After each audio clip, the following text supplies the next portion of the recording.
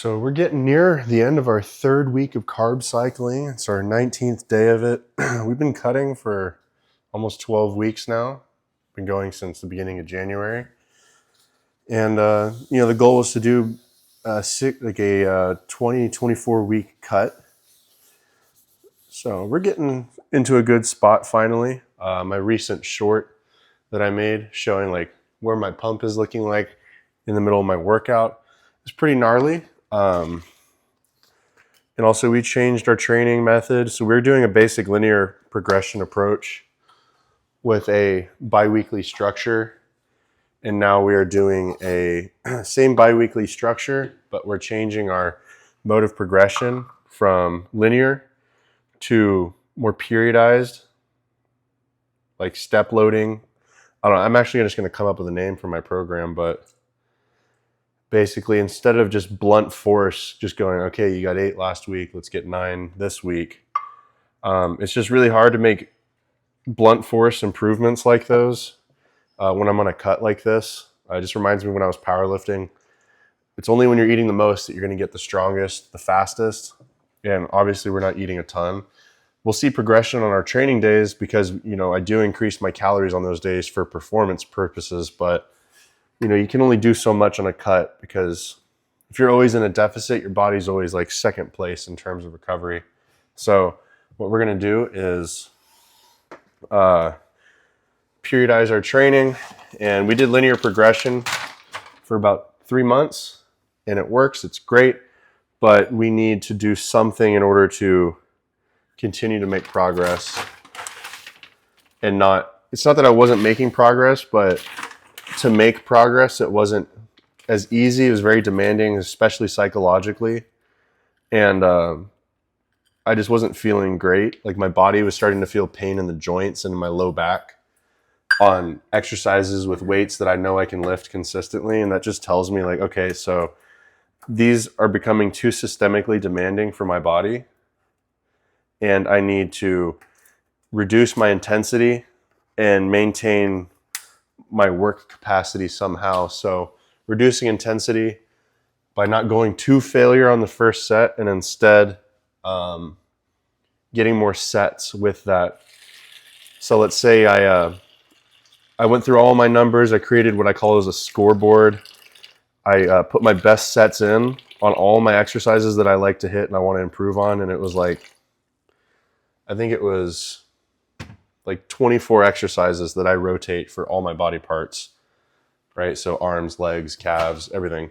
And I have all my best numbers, and then using all of my best numbers, I was able to calculate my theoretical like rep maxes from the 5 rep range all the way to the 30. And they're all very accurate towards numbers I remember I can and have hit before. So using those as like goalposts and markers, I'm going to move my goalposts. And let's say I can normally do 450 pounds on the iso row. So that's 5 plates aside for a set of 12. Instead, we're going to do 400 pounds and we're going to do 3 sets of 12. And that's what we did yesterday. I'll be posting that training video before I post this cooking video. I just got to finish editing it up and whatnot. But that's basically it. We're going to not go to failure on the first set. We're going to get really good contractions. We're going to get close to failure. Then on the second set, after some short rest, we'll repeat the effort. And we're going to get a greater proximity to failure on that second set because now we're fatigued. And by that point, we've done 24 reps, right? 2 sets of 12 with increasing intensity due to the proximity to failure. And then on the third set, it might actually be kind of tough to get to that set of 12. And we might actually hit failure right near the end of the set. And that's what we want to happen. We want to, get close to that point so that we know our muscles are working hard enough and they're stimulated to maintain muscle mass in a cut. Or if we're in a bulk, they're stimulated to, grow and adapt. And that's what we're doing.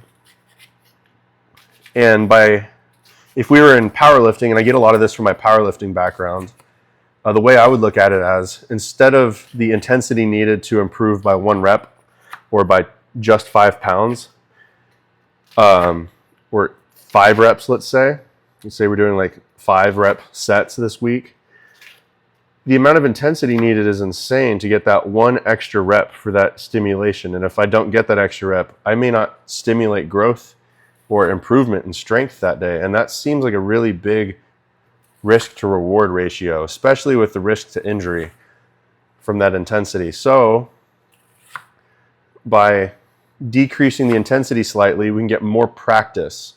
So if we're powerlifting, it'll allow me to practice squatting a slightly lighter weight to continue to improve my technique, the way my muscles move, and really just become a more efficient weight moving athlete. But because we're bodybuilders, instead the way we want to look at it is it's more practice on the technique. It's more training under the weight. It's more work volume. So if I did a set of 8 with 100 pounds to failure, that's 800 pounds of work, right? Just keep it real basic. If we did instead 80 pounds for 3 sets of 8, right? 3 sets of 8 is 24 times 80. That's like, I'm not going to do a perfect conversion, but that's like 1,600 pounds. 1,920 pounds, I think, is if I'm going to guess off the top of my head. 1,920 of total work done on the mat, like on the weight with that exercise. And muscles are motor units. You know, they produce work. And if you get them to produce a lot of work in a very rapid amount of time, power, then, you know, you're powerlifting. If instead you sustain the work over a period of time, you know, maintain work, then we're increasing work volume, and the motor has to become bigger in order to continue to sustain that work. And at some point, you can't just keep adding more work because the structure of the motor won't be able to maintain itself, right? The muscle will break down. So then what we do is, okay, 3 sets of 8 are getting easy. All right, so it's been 2 weeks. The weights just, they aren't stimulating. I'm not really getting sore anymore. All right, let's do 3 sets of 10 now with the same weight. And then, you know, 2-3 more weeks later, okay, let's do 3 sets of 12. All right, I don't want to go higher in reps. I feel like it's becoming more of a cardio circus rather than actually strength training. So let's increase the weight by 2.5 to 5%. So let's add 5 pounds to the bar, 10 pounds to the bar, right? A 2.5 or a 5 on each side. And let's start back at sets of 8 and let's build back up, right? So it becomes like a wave-like pattern of progression. And if you take the average of that wave, it is up, right? You're improving, you're continually progressing, and we're still following the progressive overload model, but it allows us to spread that progression out so that way it's less fatiguing and demanding. And in a cut, less fatiguing means we can focus more on the things we need to, and our body can be more efficient and happy and operate in a way that we know it's going to function on this cut the best. It's going to recover from the training. It's going to adapt. It's going to maintain muscle mass. And we won't risk losing muscle mass by doing too much work, right? Overstimulating and under-recovering. Whereas in the off season, that's much less of a risk because we're eating so much, we can recover from most efforts as long as they're just not so insane that we get rhabdo or extreme muscle breakdown that shuts down our kidneys, you know. We're not going for that. So we can either increase the reps with the same volume, right, of sets, going from 3 sets of 8, which is 24 reps, 3 sets of 10, which is 30 reps, 3 sets of 12, which is 36 reps, and that's our volume progression with the same weight. Or we can try and maintain the volume and increase the intensity. So if we go from 3 sets of 8, and that's, or let's say it's 3 sets of 12, that's 36 reps. So we can change it and add a set, 4 sets, and we'll do 4 sets of 9, and that's 36 reps. And then we can do 5 sets of 7, and that's 35 reps. And we can slowly increase the weight from each time that we increase the sets.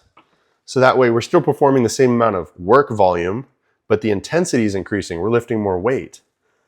And if we're lifting more weight, then the muscles are experiencing more mechanical tension. Therefore, they're growing. They're adapting.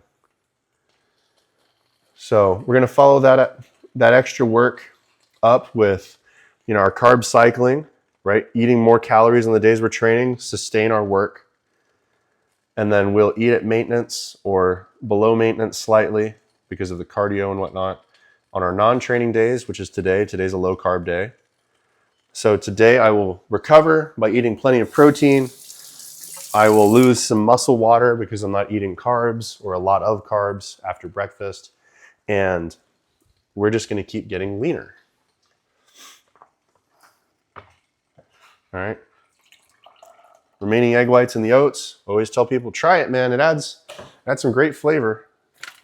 Not flavor, sorry, texture. And then this omelet's going great. Turn down the heat one more time. But yeah, that's going to be our plan. So I'm going to finish writing up this program, certain exercises on certain days. So like yesterday was back first, chest second. And you can't just forcefully increase volume on everything. Otherwise, by the end of the training block, if I'm doing 5 sets of 7 on chest and back on the same day, that work volume is insane. Let's do 3 exercises for each muscle group. That'd be 30 sets. And I know the Brad Schoenfeld study says that you can increase volume almost indefinitely and still make progress. That's questionable to me. So what I'll do is my first upper body day, I'll increase the volume on the first exercise, right? 3 sets of 8, 3 sets of 10, 3 sets of 12. And then the second half of the workout, it'll be increased work through intensity, right? So we'll increase the weight on the bar by 2.5 to 5%. And then the second half of the week, when I train let's say it's pull, I train pull second and push first, then I'll increase the volume there and the volume through reps. And then I'll increase the intensity on the back stuff on the second half of the workout. So that way I'm getting heavier load days and lighter load days, and I get a little bit of wave loading along with the functional, periodization. So it's going to look pretty cool. I wish I could put it on a graph so I can just kind of visualize it, but I'm going to try and follow this program through, see what kind of progress we get on the cut, and then I'm going to continue to follow this program through on my bulk. And if it goes well, I'll try and write it up in such a way that it's, understandable for others, or I can digest it through writing or a video with little things to look at, like pretty visuals, and, try and make a program for other people to follow and try. I already do stuff like this with my clients, but making it available for other people to try themselves, I think would be really fun. I just got to think of a name for the program, right? Every coach, every person who creates a good program that becomes legendary, Boris Shako in his case. I called him Bob Shako on the video. I rewatched the audio. My mistake. My apologies.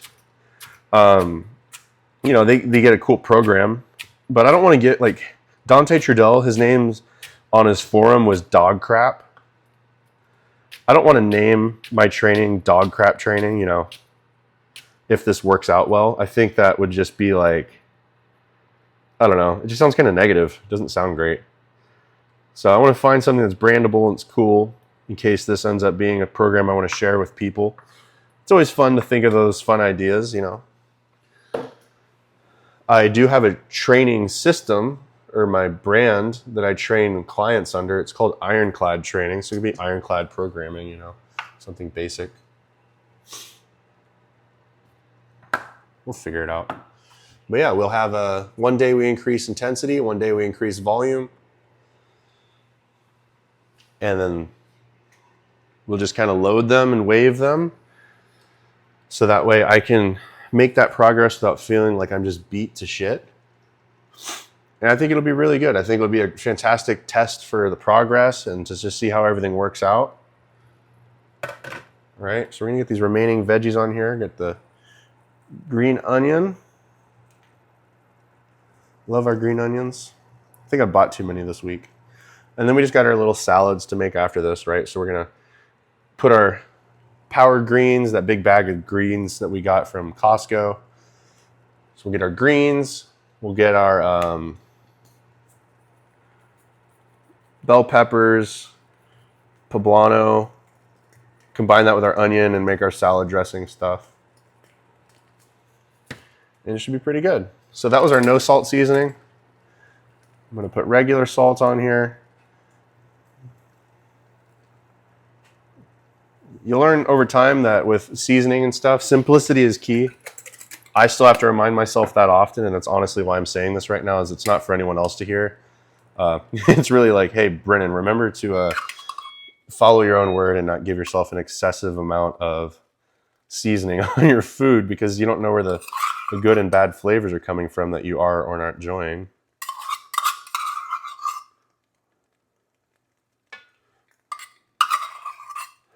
I'm excited to test out this training volume experiment. It's bringing me back. I'm hearkening back to my old powerlifting days. I was a elite national record-holding level powerlifter. Actually, my national records were higher than the world records at the time, but I didn't go to Worlds to compete, so my numbers aren't a world record. There weren't the right judges there to sanction the lift. But I think that's a cool thing, my one claim to fame in life. But, ever since I got to bodybuilding, I didn't really follow a program. I used to logbook and I used to make progress and do linear progression, but I didn't follow a program like I used to when I was powerlifting. And that and diet, so poor training, poor diet have definitely led me to not make the progress at the level that I think I should. I don't have the best bodybuilding genetics, but I think I can work hard. And I was working hard, but I wasn't working hard the right way. So if I really direct my effort to work the right way, the smart way, and I use what I can, I think I will see come to fruition what I expect. I really want to do it. I won't get fat because I'll be following my diet. I'm not going to get injured because I'm going to follow a proper training periodization program. And I always get injured because I'm out training numbers I should be. Every time I've gotten hurt, it was doing something I shouldn't have, or not taking a break when I knew I should have, not listening to my body. So following this program should keep me safe. I never once experienced an injury during powerlifting, and I powerlifted for almost 9 years. And I was lifting extremely heavy weights. I benched 405 at 18. I squatted 700 pounds, and I deadlifted almost 700 pounds. I never once got injured. Every time I got injured was when I was doing bodybuilding, because I wasn't, tracking rest or fatigue or anything. It was like, lift more, get bigger. So I hope other people aren't like me, and they are led down the right path in terms of training and decisions and health, so that doesn't happen to them. But can't lead a horse to water and make it drink.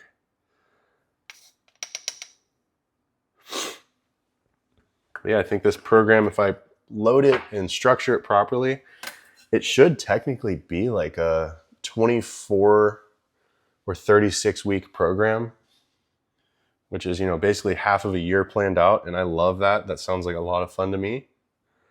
I love knowing that I have everything just set up already, so I don't have to think, just lift, follow the plan, adjust if needed, but not necessary. Like when I used to do a squat program that I did every year in powerlifting, I just followed the program and it handled everything else for me because it was well written. It was tried, true, and tested on many athletes before it ever got into my hands. It was the Smolov squat program. Every year in middle school all the way through high school, I did the Smolov squat program. And it's why my squat was good. It had carryover to my deadlift, but I didn't ever bench press. So bench press, I just meathead lifted. And that's probably why I ended up tearing my pec when I got into bodybuilding. But regardless, that powerlifting stuff, it taught me how to work hard, how to use good technique, and all that progression I made on the squats with all the volume. It's definitely when my legs got big when I was a kid. But every year I did that powerlifting program, and I added 50 pounds to my squat every single year. First year I think I added 75 because I was so young, and it was so much technique I was learning and improving that I think the first time I squatted, just meatheading it, I got 235 in 6th grade or 7th grade. And by the end of 7th grade, just training the way the coaches had us train, I added 40 pounds to my squat. And then after that, I added 75 pounds following the squat program. And then it was just rockets after that. Omelet turned out beautiful today. I Always happy when that happens. It's not burned, it's golden, and it smells fantastic. So yeah, I'll keep working on that training program today. I got 2 clients on it. I got a third I got to put on it, and I'm about to do a 4th client on that training program. They're all going to have a lot of success with it. I'm excited. Just got to think of a name for it. Other than that, that's breakfast, and I forgot to put my mustard on it. But other than that, just got to make a salad. Last part of low carb day meal prep. Just got to put the salads and the salad dressing together. So the salad wasn't too bad. I am getting kind of bored of them, but I think that's pretty natural. And it looks like these leaves bruise easily. I don't really know how to prevent that. I wish there were some. I'll probably just look it up when I get to work and see what the internet suggests. All right. Plenty of green leafy vegetables to help with proper digestion and bowel movements.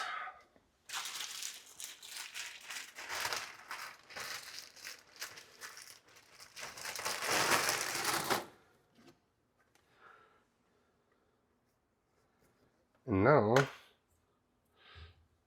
we make our dressing. So yeah, today I'm just going to kick around the training principles and ideas and stuff, so that way I can get all that situated and then not have to think about it for a while. Obviously things are always subject to change, and they have to, because things come up, but assuming our split doesn't change and we keep that the same, should be relatively easy.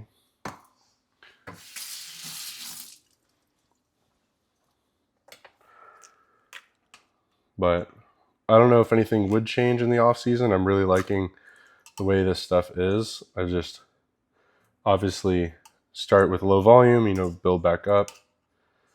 So I'll just basically finish programming these next 12 weeks.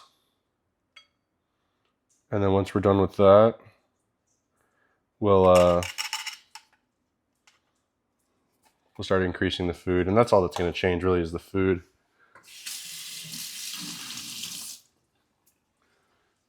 Okay, so we got that. Sour cream.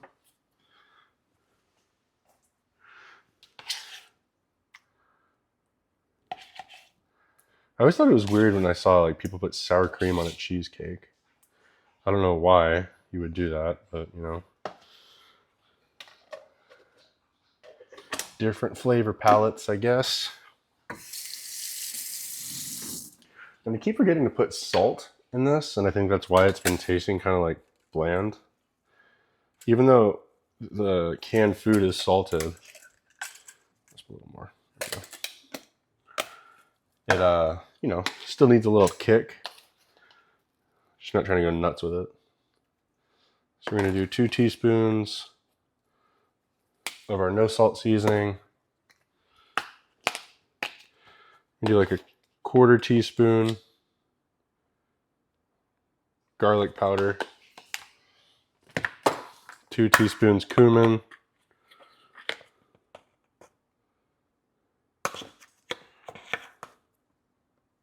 or 3 teaspoons, sorry, 1 teaspoon per salad. Yeah, so I want it to be more cumin, dominant. The juice from half of a lime. Use some big ass limes.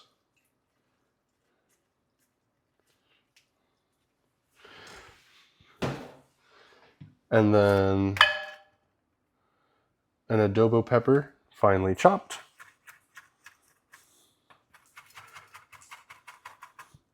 I'm going to try to remember to food process this adobo pepper over the weekend.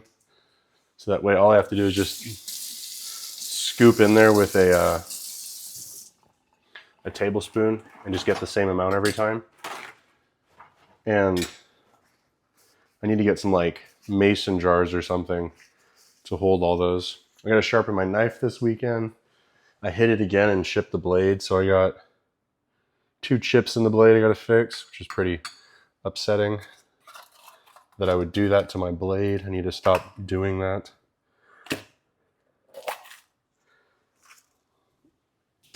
The salads are almost done. And just get our asses to work. We got our new cardio shoes. I was extremely overdue for some new walking shoes. I did a lot in those shoes before. Like I had gotten, I think they were 5 years old. And over the 5 years, I, used them as my work shoes at the gym. When I was tearing equipment up, I used them,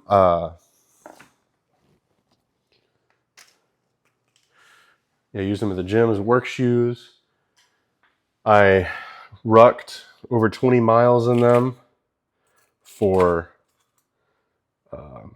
with like 40 pounds on my back for a little competition.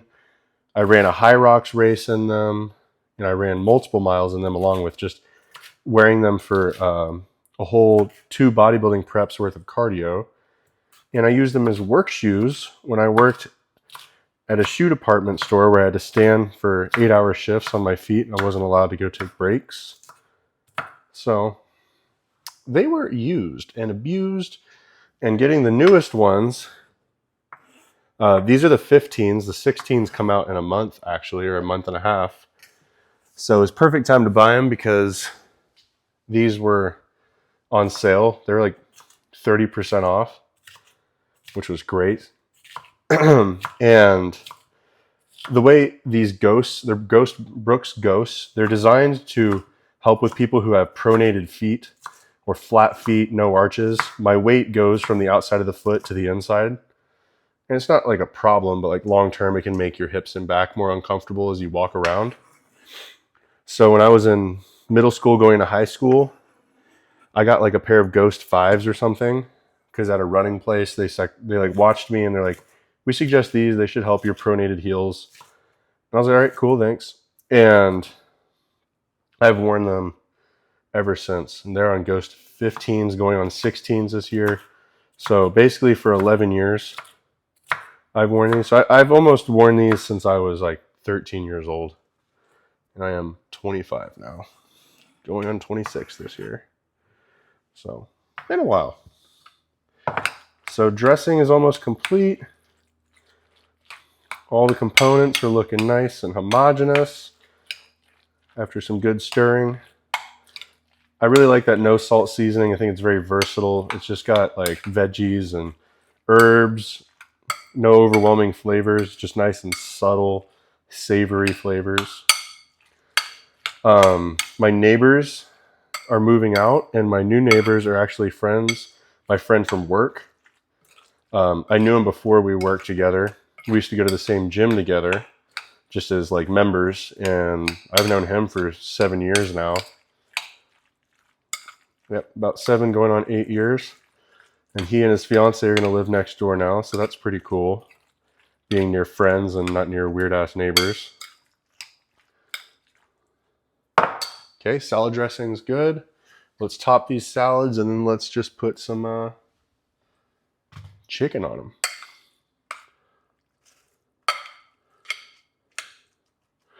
One salad.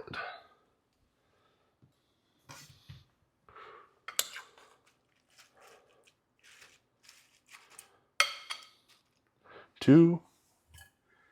And 3. Yeah, I was talking today about Easter and how as a kid, we just did the painted and dyed eggs. The little Crayola on them and then dipped them in the dye and let them cool overnight. I thought it was really funny that we would do that, and I was excited to eat literally like a dozen eggs to myself as a kid.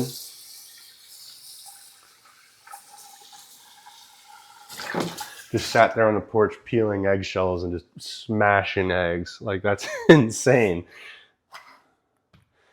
We are curious when we were kids. All right. Just need to put 6 ounces of chicken on each. It's about 50 grams of protein with each meal. I believe with everything added up, it's like I think it's like 59 grams. I'm trying to just keep it all in my head now. But today, I might not do the beef for dinner, beef and eggs. Instead, I might do the, what do you call it? The French toast. And that's just because I'm going to do cardio today. It's going to, flatten me out a little bit, I think. And I think if I do some carbs tonight, along with my moderate carb day tomorrow, it'll make me feel good for the leg day, so that I'll have, carbs stored, and then I'll eat breakfast. That'll be digesting, and I'll have carbs in the bloodstream ready to access and use while I'm training. Because not everything you digest going straight into the blood. It takes time to process, assimilate, and get stored.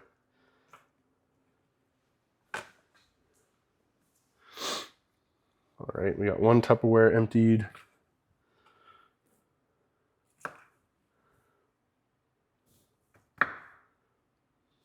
Boom.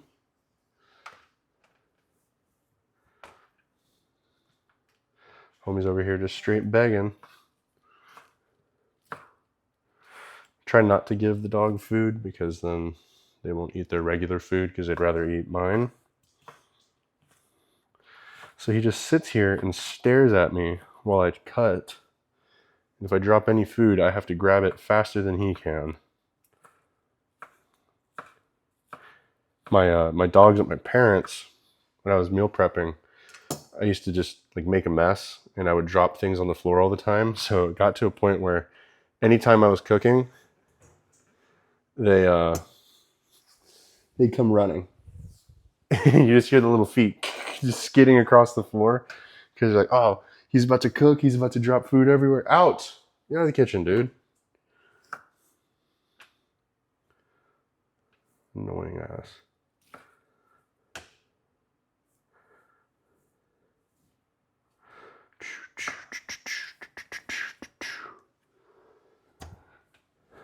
All right.